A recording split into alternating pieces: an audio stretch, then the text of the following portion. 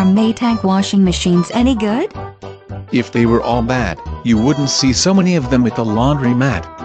I've heard that Maytag's repairman mascot was a cruel irony, given how many repairs their washing machine needed. Maytag had the top-rated front-loader washing machine in the 2014 Consumer Reports edition. That was the Maxima XL 8000. There are other models.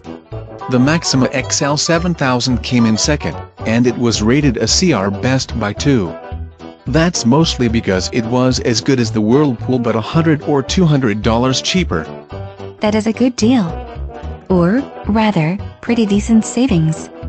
Top-loader washing machines are usually cheaper than front-loaders. Those front-loaders use less water. Part of it depends on how green you want to be. Unless I lived in Nevada or Arizona, water prices aren't my primary concern. When it comes to top-loaders, Maytag isn't one of the top dozen in terms of performance. So they are weaker when it comes to top-loaders. Yet their top-loaders do perform decently while being cheaper than some of the competition. Consumer Reports doesn't rate them a best buy, but they are recommended. I wonder where the bad reputation comes from. Maytag's front-loaders have above-average repair rates, though GE is the worst in that category. What about top-loaders?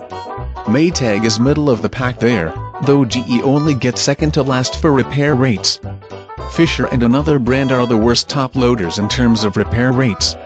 I'd prefer a Maytag if it is not a rip-off. I like the classic brand and styling. How about not having to wait for replacement parts from Germany like Electrolux appliances? Or being able to find certified repair people who can repair it? That's attractive too.